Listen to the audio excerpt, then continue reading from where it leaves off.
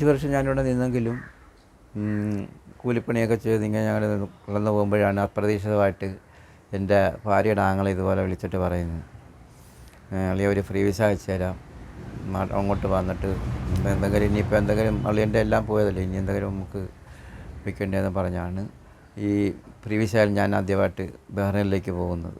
അപ്പോഴെൻ്റെ ഭാര്യയൊക്കെ പോകേണ്ട, നമുക്കുള്ളത് കൊണ്ട് ഇവിടെ തന്നെ കഴിയുക, ഇനി എന്തിപ്പോൾ ഇരുന്ന് കഷ്ടപ്പെടേണ്ട, എനിക്കിനി സഹിക്കാൻ പറ്റത്തില്ല, അങ്ങനെയെന്നൊക്കെ പറഞ്ഞു. എങ്കിലും ഞാൻ പറഞ്ഞു സമാധാനപ്പെടും, ഇതിപ്പോൾ നമ്മുടെ അളിയൻ്റെ അടുത്തോട്ടല്ലേ പോകുന്നത്, ഏതായാലും നമുക്ക് പഴയ അവസ്ഥ എന്തായാലും വരത്തില്ല.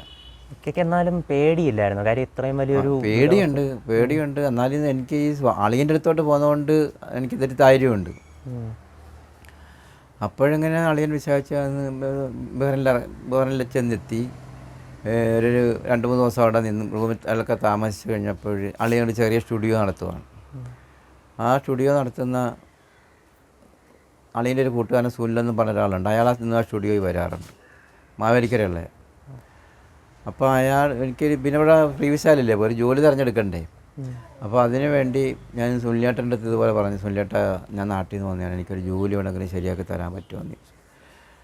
അന്നേരം പറഞ്ഞിട്ട് എൻ്റെ ഒരു ജോലി ഉണ്ട്, അത് ഞാൻ ചെയ്യത്തില്ലെന്ന് പറഞ്ഞു. അന്നേരം ഞാൻ പറഞ്ഞു ഞാൻ ചെയ്ത പോലുള്ള ജോലി ലോകത്താരും ചെയ്തിട്ടില്ലെന്നുള്ള കഥ പുള്ളി എടുത്തോട്ട് പറഞ്ഞു. അപ്പോൾ പുള്ളിക്ക് ആകപ്പാടെങ്കിൽ ഇമോഷനായിട്ട് ആകപ്പാട് ഭയങ്കര ഇതായിരുന്നു. 2-3 ദിവസത്തിനുള്ളിൽ തന്നെ പുള്ളി എനിക്ക് ജോലി പാസ്സൊക്കെ എൻ്റെ ഫോട്ടോ ഒക്കെ വാങ്ങിച്ച് പാസ്സൊക്കെ റെഡിയാക്കി, ജോലി റെഡിയാക്കി. അന്നേരം ഈ നോവലിങ്ങനെ എഴുതുമെന്നൊന്നും നമ്മൾ പ്രതീക്ഷിക്കുന്നില്ല. അവിടെ വെച്ചാണോ ബെന്യാമിൻ സാറിനെ കാണുന്നത്? പറയട്ടെ. അങ്ങനെ സുനിലേട്ടൻ ഇതുപോലെ എൻ്റെ അടുത്ത് കഥകളൊക്കെ പറഞ്ഞ്, അപ്പോൾ സുനിലേട്ടൻ്റെ കൂട്ടുകാരനാണ് ബെന്യാമിൻ. ഇവർ രണ്ടുപേരും US നേവിക്കകത്താണ് ജോലി ചെയ്യുന്നത്, വലിയ അമേരിക്കൻ്റെ കമ്പനിയാണ്. അപ്പോൾ അവിടത്തേക്ക് തന്നെയാണ് എനിക്കും ഒരു ഇത് റെഡിയാക്കി തന്നത്. അവരുടെ പണിയല്ലെങ്കിലും ഒരു ചെറിയ അല്ലാതെ കമ്പനി ജോലി അവിടെ വന്ന് കോൺട്രാക്ട് എടുത്ത് ചെയ്യുന്ന പണിയായത്. അങ്ങനെ പിന്നെ ഈ സുനിലേട്ടൻ ബെന്യാമിൻ സാറിൻ്റെ അടുത്ത് ഇതുപോലെ തന്നെ പറഞ്ഞ്, ബെന്യാമിൻ സാറാണെങ്കിൽ ഒരു പ്രവാസിയുടെ കഥ എഴുതാൻ ഇങ്ങനെ കാത്തു നടക്കുവന്നു. അയാളുടെ 6-ാമത്തെ നോവലാണ് കണ്ടത്. അങ്ങനെ പിന്നെ പിറ്റേന്ന് പോലെ ഞാൻ ജോലിക്ക് പോകുന്ന സ്ഥലത്ത് ഞാനാണെങ്കിൽ അവിടുത്തെ ഈ സ്ക്രാപ്പിൻ്റെ പരിപാടിയാണ്, അലൂമിനിയം പ്ലാസ്റ്റിക് അവിടെയൊക്കെ ഇങ്ങനെ വലിയ വലിയ ബിന്നുകളൊക്കെ ഇരിപ്പുണ്ട്, അതിനകത്ത് നിന്ന് കളക്ട് ചെയ്തിട്ട് വേറെ കവറിട്ട് കൊടുക്കലും അത് തരംതിരിച്ചെടുക്കുന്ന ജോലിയാണ് എനിക്ക്. ഈ കച്ചറായി എടുക്കുന്നതാണെങ്കിലും എനിക്കതൊരു ഭയങ്കര രാജകീയ സുഖം കൂട്ടിയ ജോലിയാണ്. ഞാനവിടെ അത്രയും കഷ്ടപ്പെട്ടെങ്കിലും എനിക്ക് നല്ല ആൾക്കാരുമായിട്ട് സഹകരിക്കാനും നമ്മുടെ ഇഷ്ടത്തിനുള്ള പണി നമുക്ക് കിട്ടിയത്. ശമ്പളം ഇച്ചിരി കുറവാണെങ്കിലും ഞാൻ അത്ര നാളവിടെ നിന്നെങ്കിലും ഞാൻ ആ ഒരു പണി മാത്രമേ ചെയ്തിട്ടുള്ളത്, വേറെ ഒരു പണിയും ചെയ്തിട്ടില്ല. അങ്ങനെ പിന്നെ എന്നും എൻ്റെ പുറകെ നടന്ന് ബെന്യാമിൻ സാർ എന്നെ വന്ന് കണ്ട്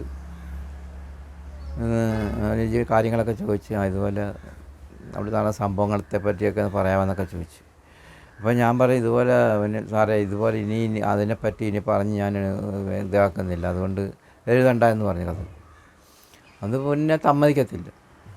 പിന്നെ ചൊറിഞ്ഞു പറഞ്ഞാൽ അത് കുഴപ്പമില്ല, ഇത് ഒരു കഥ, ഞാനിപ്പോൾ എൻ്റെ കഥ 6-ാമത്തെ കഥയാണ് ഇത്, ഞാനൊരു പ്രവാസിയുടെ കഥ എഴുതാനും കാത്തു നടക്കുവാണ്, അങ്ങനെ പറഞ്ഞുകൊണ്ടാണ് കഥ തുടക്കമാകുന്നത്. അങ്ങനെ ഡെയിലി എൻ്റെ കൂടെ ഇങ്ങനെ വന്ന് കുറച്ച് സമയം നിൽക്കും, പിന്നെ പോകും. അങ്ങനെ ഒരു 8 മാസം കൊണ്ടാണ് ഈ കഥ എഴുതുന്നത്. അങ്ങനെയാണ് ഈ കഥ എഴുതാൻ കാരണം. ഏറ്റവും പുതിയ വാർത്തകളും വിശേഷങ്ങളും വിരൽ തുമ്പിലറിയാൻ സീ മലയാളം ന്യൂസ് എല്ലാ ഡിജിറ്റൽ പ്ലാറ്റ്ഫോമുകളിലും ലഭ്യം.